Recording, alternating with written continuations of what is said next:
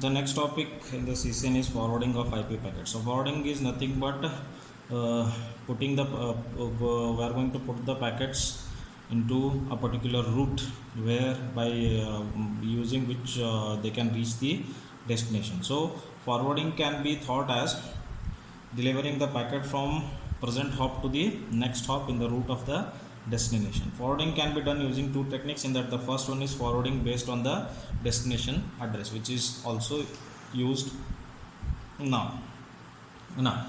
Now forwarding is a traditional using this IP destination address a traditional way. In this, forwarding requires the host or the router to have a forwarding table.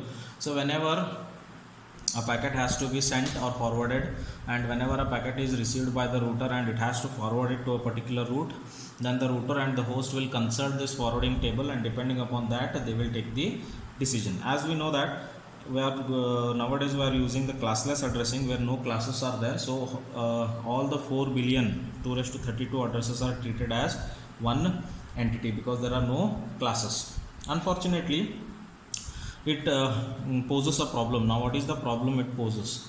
See, whenever a packet has to be sent, it will the network address will add the destination address. Okay, so destination address is the address of the station where the packet has to be delivered, but it never adds the network address to which that particular destination belongs. It's like, for example, if you are sending a letter to a person, you will just add the person's name. You will never add the home address. Home address is nothing but the network address, and the person's address is the destination address. So as we know that whenever a block is created or whenever some of the IP addresses are allocated to an organization, the first address is always the network address, and rest all addresses are allocated to the devices inside the network.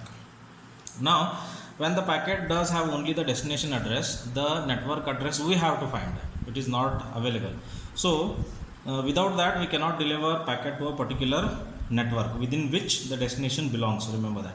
So the forwarding table should have 4 entries at least. Those are mask, because mask will help us to find the network address from the destination address. As we have seen, the first address, last address, and number of addresses, how to calculate using I have solved a problem. So if you know the mask, even though if you know one of the address in the network, you can find out the first address, and always the first address is the network address. So mask is needed, so mask is added, the network address is to be there, and interface number to which interface that network is connected, and the IP address. These 4 informations are should be there in the forwarding table. So instead of having these 2 separate columns, we combine them. For example, if the mask is 26 and the IP address is this, instead of writing them separately, we can combine them using a slash notation.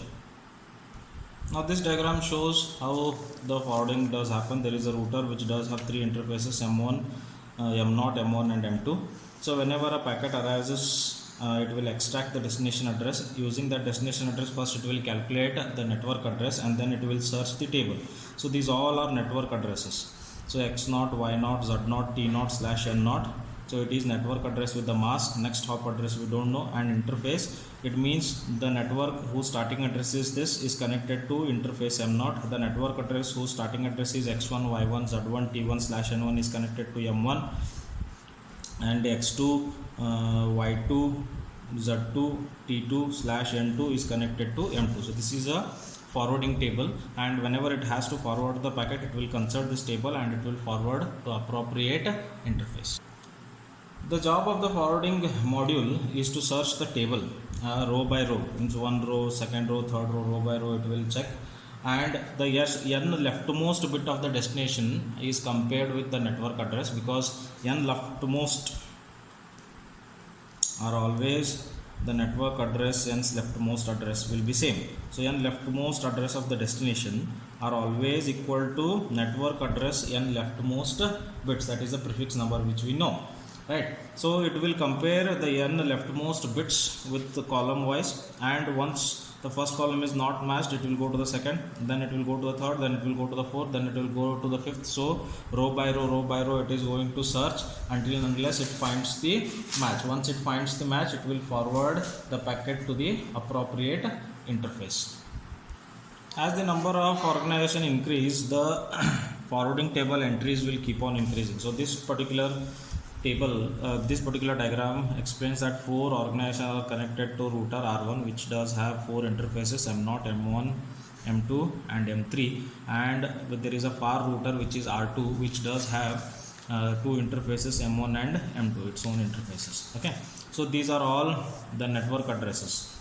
So this organization's network address is 140.27.7.0.26, this is 7.64, 7.128 and this is 7.192. For the router R1, this is the forwarding table. Because it does have 4 interfaces, there are 4 entries. And for R2 it is very simple. If any packet begins with the address 140.24.7.0, after that whatever might be the number, 7.64, 7.191, 7.127, 7.115, anything, it might be anything, it will come to know that it has to transfer the packet to the interface M0, which is written. So it means from 0 to 255, whatever might be the address, 7.0 to 7.255, whatever might be the address, it has to forward the packet through M0 so that it can reach the R1, and R1 will consult its own table and forward the packet to appropriate network to which the destination belongs.